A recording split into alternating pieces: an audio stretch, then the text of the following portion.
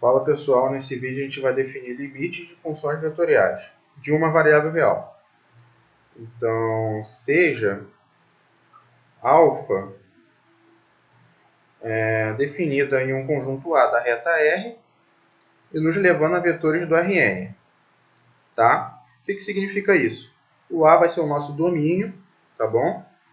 E o nosso domínio está na reta real. Então, o nosso domínio vai assumir valores reais, números. E o nosso conjunto de chegada é o Rn, com esse n variando de 2 até o infinito. Então, as nossas imagens serão vetores. Por isso a função é vetorial, tá? Então, seja alfa uma função vetorial.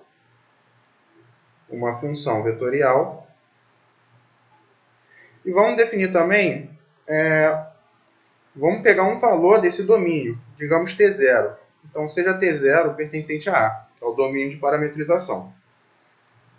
Com base nisso, dizemos que o limite da função alfa, que dependa de t, quando t tende a um certo t0, vai ser igual a L se e somente se o limite, quando t tende a t0, de alfa i de t for igual a Li. Quaisquer que seja i igual a 1, 2, até n, tá bom? Então, temos algumas observações a fazer. Primeiramente,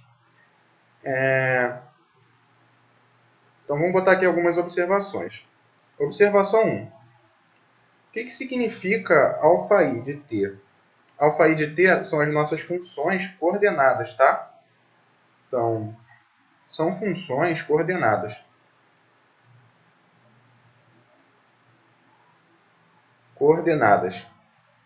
Tá bom? Então, alfa i de t vai ter essa cara aqui, ó. Ela vai ser alfa 1 de t, alfa 2 de t, até alfa n de t. Ok? Agora, a observação 2. Li, o que significa Li?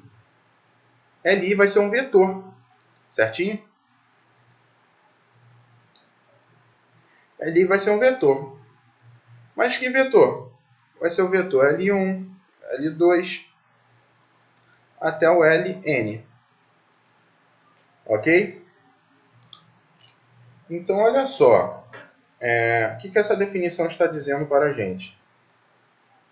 O resultado do limite da nossa função vetorial, ela vai ser um vetor, certo? E como é que a gente obtém esse limite? É só a gente fazer o limite de cada função coordenada da nossa função vetorial, tá bom? Então, na verdade, o que a gente tem é o seguinte. Esse limite de alfa i de t, quando t tende a t0, é igual a Li, isso aqui também equivale a... vamos escrever isso aqui. Aliás, basta a gente fazer, com t tendendo a t0, basta a gente fazer o limite de cada função coordenada, né? Então vamos escrever isso assim. Esse limite vai ser o limite desse vetor aqui, ó. Vai ser o limite de alfa 1 de t, quando t tende a t0, tá? Limite de alfa 2 de t, quando t tende a t0, até o limite de alfa n de t, quando t tende a t0, tá? Então, o resultado desse limite vai ser esse vetor aqui. Vai ser o vetor com o limite de cada coordenada. Então, vamos ver uma aplicação disso. Vamos resolver um exemplo. Eu vou botar um exemplo aqui. Exemplos. O primeiro exemplo, vamos calcular o limite da seguinte função vetorial. Vou botar aqui. Calcule o limite de alfa de t igual a t ao cubo menos 1 sobre t quadrado menos 1, seno de t menos 1 sobre t menos 1 e ln de t, tá? Então, quer que calcule o limite dessa função vetorial, tá bom? Quando t tende a 1. Então, vamos calcular esse limite aí. Então, como já foi falado, o limite de uma função vetorial vai ser o limite de suas funções coordenadas. As funções coordenadas são essa daqui. Eu vou chamar de 1, de 2 e de 3, tá? Então, vamos calcular o limite de cada uma delas. Então, vamos calcular o limite de 1 quando t tende a 1, tá? Isso aqui vai ser igual ao limite quando t tende a 1 dessa função aqui, t ao cubo menos 1 sobre t quadrado menos 1. Como isso é o limite de uma função de uma variável só, no caso a variável t, vale a regra de L'Hopital, porque isso daqui, quando t tende a 1, isso aqui gera uma indeterminação de 0 sobre 0, né? Que aqui ficaria 1 menos 1, 0, e embaixo a mesma coisa. Então, podemos usar a regra de L'Hopital, tá? Então, usando a regra de L'Hopital, isso vai ser igual ao limite, quando t tende a 1, da derivada, dessas duas funções, tá? Então, vamos derivar direto. A derivada constante é 0, então a derivada de t ao cubo vai ser 3t quadrado, tá? Derivando embaixo, vai ficar 2t. Isso aqui vai ser igual ao limite, quando t tende a 1. Aqui a gente pode simplificar, né? Pode cortar esse t com esse quadrado aqui. Limite quando t tende a 1 de 3 sobre 2 que multiplica t. Certinho? Isso aqui vai ser... jogando t para 1, aqui ficaria 3 sobre 2 vezes 1. Isso aqui vai dar o próprio 3 sobre 2. Ok? Agora vamos calcular o limite quando t tende a 1 da segunda função coordenada. Certinho? Que é igual ao limite quando t tende a 1 de seno de t menos 1 sobre t menos 1.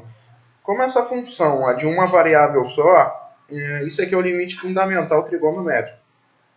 Então, é o limite fundamental trigonométrico, já sabemos que isso valerá 1, tá? Mas, mesmo assim, vamos fazer pela regra de L'Hopital. Isso aqui daria uma indeterminação de 0 sobre 0, certo? Então, vamos aplicar L'Hopital. Então, isso aqui vai ser igual ao limite, quando t tende a 1, derivando em cima e embaixo, vamos ter o seguinte. Derivada do seno é o cosseno, né? Então, vai ficar cosseno de t menos 1, que multiplica a derivada de t menos 1, né? Pela regra da cadeia. Embaixo, a derivada de t menos 1 vai ser derivada do 1 a 0, né? Do menos 1 a 0, e a derivada do t é 1. Certinho? Nesse caso aqui, teria que ser por L'Hopital mesmo, porque o limite fundamental trigonométrico é quando tende a 0. E como aqui tende a 1, o ideal seria usar L'Hopital mesmo. Então, vamos continuando.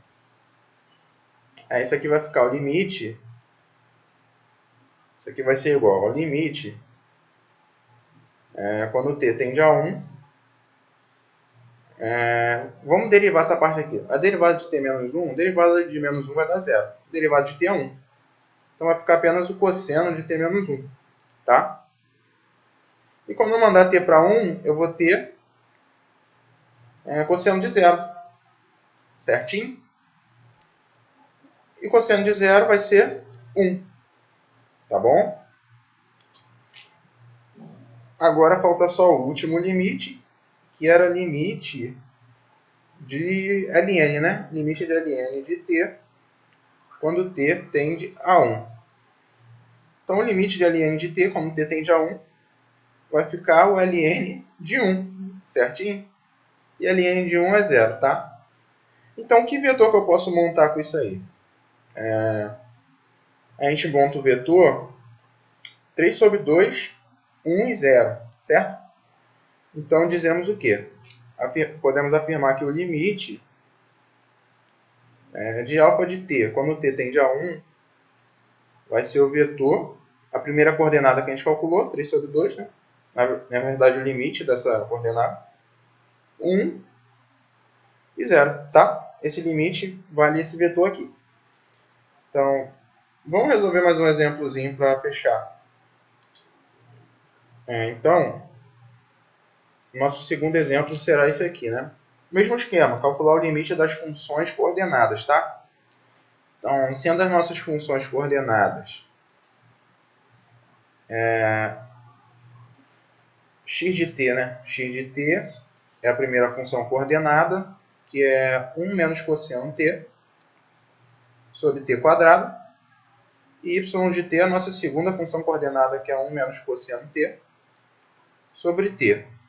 Então, devemos calcular, primeiramente, o limite, quando t tende a zero, de 1 menos cosseno t sobre t quadrado, tá?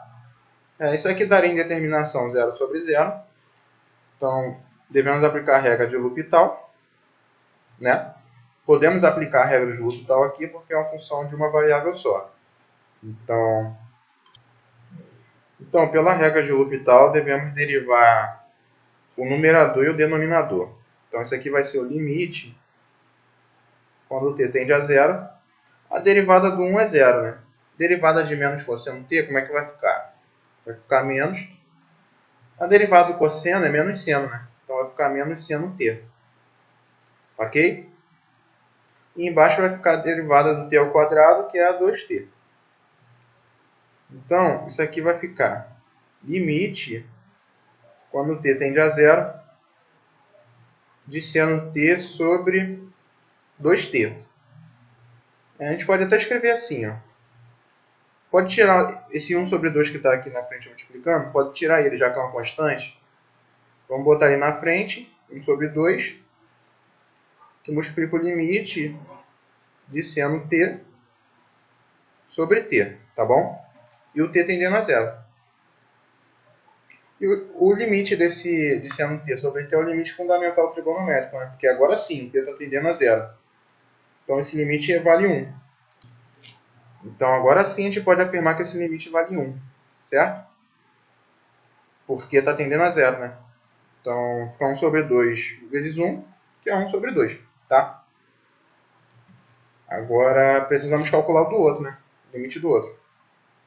Então o limite da função coordenada y em função de t. Então vai ficar o limite, como t tende a zero, de 1 menos cosseno t sobre t.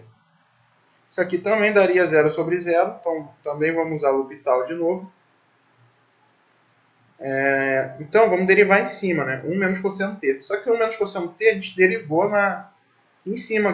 Quando a gente estava resolvendo, a gente derivou 1 menos cosseno t. E o resultado deu seno t, né? Então isso aqui vai ser igual ao limite, quando t tende a zero, de seno t.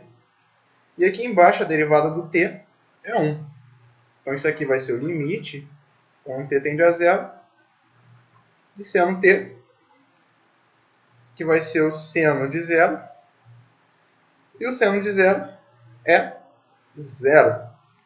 Beleza? Então como é que vai ficar esse limite aqui? Esse limite, ficando sem espaço aqui para dar a resposta, mas eu vou apagar aqui do lado. Agora vamos dar a nossa resposta. O resultado desse limite ficou... vai ser o vetor. Cadê? Aqui, ó, 1 sobre 2 e 0. Ok? Para esse vídeo é isso. E as próximas aulas a gente vai estar relembrando a definição formal de limite a fim de demonstrar esse teorema que a gente viu, o teorema do limite das funções vetoriais. Então a gente vai meio que preparar o terreno para fazer essa demonstração desse teorema. Então até o próximo vídeo.